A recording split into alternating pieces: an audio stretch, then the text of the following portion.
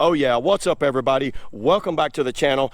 In this video, what I have here today for y'all is another comparison of the Dagger SuperNova. And I have been asked several times about more comparison videos, and I kind of like doing them anyway, to kind of show you the evolution of old school slice to current modern full slice.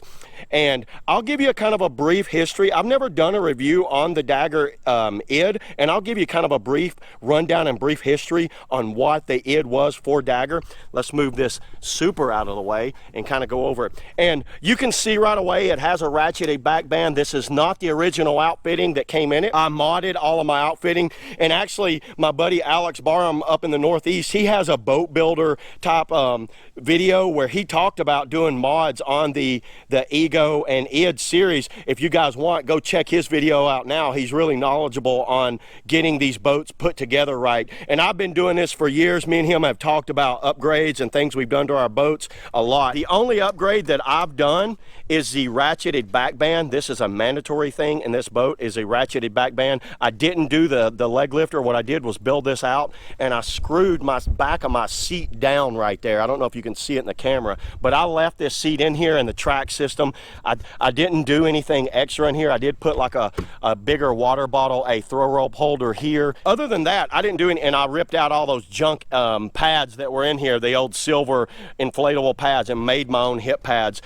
Check a video out if you ever want to make your own hip pads. I did a video on how to make your own hip pads. Go check that out. Enough about what I did to the boat. Let me show you the overall design of the ID. So what is the Dagger ID? The Dagger ID series is a play on the Dagger Super Ego and Ego. So to give you an idea, the name. So the name is actually not ID, it's ID. And what is the ID? There was the Ego, Super Ego, which is more of a psychology type term. You go from ego to super ego to ID. And it means something kind of sexual, I think. I think it's about a pleasure, seeking out pleasure, or something with the libido. So you guys can look that up on your own, but that's it. And then another thing, this came in 3 sizes. So this is the 7.0, which is the large. There's also a 6.9 and a 6.8. And you're like, oh, what is the 6.9, the 6'9"? No, this is why you don't let engineers name your boats.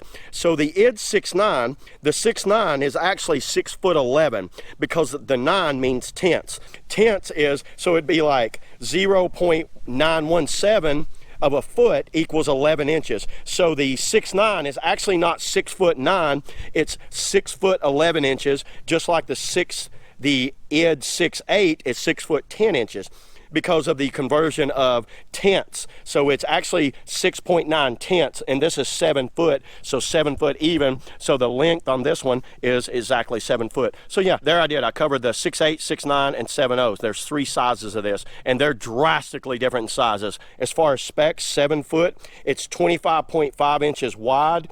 The weight ranges run from 140 to 215, and I'm always running around about 175 to 185, so I'm always in that category, which fits this boat extremely well. And actually, one of the easiest ways to tell if you got a 2003 or 2002 Dagger ID is going to be the outfitting. The outfitting on the 03 was silver hip pads, silver backband, and it had cam locks up here, so they used cam buckles. It had the inflatable hip pads that did all that crap. That was junk.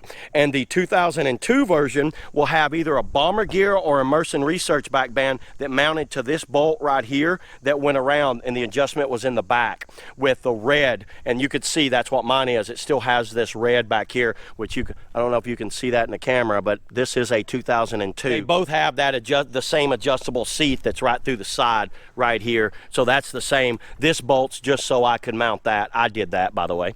But yeah, that's how you can tell the difference between 2002 and 2003, because this only ran for 2 years. Unfortunately, I mean, I think they should have ran it longer, because there wasn't many of the 7.0 made. There's a lot of the 6.9s out there, but there's not many 7.0s out there. But if you get your hands on a 7.0, it's a good boat. It's a really good boat. The boat called the G-Force came out at the exact same time as this, and all of the paddlers were jumping off the full slice bandwagon and getting on boats that could loop and do more aerial stuff. And then the Kingpin came out, and it completely squashed this boat. But it was the best Dagger full slice ever made, in my opinion, until until the SuperNova anyway. But then this boat right here, when I had a conversation at Dagger, because I did help work a lot on the SuperNova, and when I talked about it, I was like, I want to take the ID platform and improve on it. Actually, one of the first prototypes I got back, I'll throw up on the screen now the prototype of the first SuperNova that I did a comparison between these two for Dagger when I was doing the comparison and what I thought was the improvements we could do on it. I wanted more rocker and I needed more length because I wanted a boat to be close to 8 foot. This one's 7 foot, and I think it's a little short for an all-around full slices. That was but what I did like about it, I love the big width in the center on a disc, but it needed a sharper edge. So yeah, there you go. That's pretty much the rundown. I'm not going to kind of bore you guys. This color, and you look, ain't it funny? Because look at these two colors. Is that not funny? Look at these colors. Did I inspire this color or what? I don't know. They're going to say, oh no, we already had that color. So this color is what, back in the day, Dagger would just do multi or solids. And multi could be anything that the molder wanted to do. There was really no set pattern. So that's just a multicolor ID. There'll be thousands of different colors out there for Dagger because they left it up to the rotomotors to decide what the color was. Some were good, some were really bad. But this color's vapor. So yeah, let me go ahead, enough about the history of the Dagger ID. Let me go ahead and break down the comparisons for you guys, because I know that's why you came here. You wanted to see some comparisons. Well, here we go. We'll start back here at the stern. Looking at the stern, you notice there's one thing the ID does, very wide right behind the hips. Look at the SuperNova, very wide right behind the hips, except the SuperNova is longer, so instead of going like wide and then with a slight taper, went longer with a more aggressive taper back. So that was one of the best things about this boat. And another thing that you see on this one, the rocker is around about on this one. I don't know if you can see it. I know we're not perfectly flat. This is around about 8.5 inches on the tail rocker, where this has got a lower rocker. This one's about 6.5 inches. So this has got 2 and you can almost see it, the difference in tail rocker there. But then look at the bow rocker, because this is what I liked about the ID series.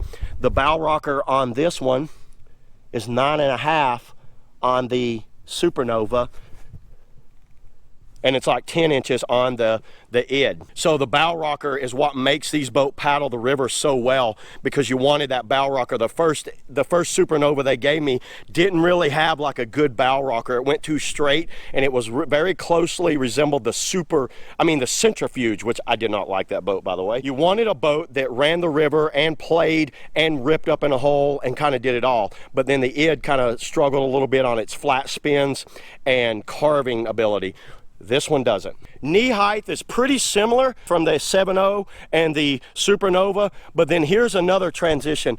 This bow is very sloped here, and this bow is tapered in right here with its volume out here. Very well designed bow, but the problem that what I didn't like about this bow was it was so short. Very good for blunts and cartwheels, but it would sub out coming out of drops. That thing would sub out and just kind of plug through things. So this extra length in bow rocker is what improved that. And being a little wider up here, you can see that it's narrow right there, and this is wide up there.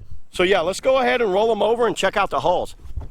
Let's put them side by side right here. The difference in how thin the SuperNova is and how wide and balanced. This is a very balanced tail, by the way. I love how balanced it is because it's got so much volume, and I could throw it around pretty good. You can see the edging going down, and then look at the bows. You can see the bows are pretty similar, a little more weight up here, and they're both very comfortable to sit in, by the way. The ID's nowhere near as like slicey as the SuperNova. Now this is one of the areas where you're going to see a drastic difference. This is kind of Dagger's old school bi-level chine. It runs the entire length of the boat, and it's a drop here, flat, and then flattens out and then drops to a taper. Where you look at this is like that Delirious. It's that which you haven't seen my Delirious comparison, go check that out. That's where the Delirious comes down and it pops out right here. It's super loose hull. These boats aren't even in the same category as far as flat spins and looseness. And there's an additional like rail that Dagger added right here for helping it kind of stable out, and it gets into here on its surf. It gets down into those. You can see it transitions very fast. Kick rocker there. This is like a progressive rocker. And that's like a hard kick rocker there. This is more like a progressive rocker, which this one definitely loads those blunts and Pan Ams way easier than this one, but it's shorter.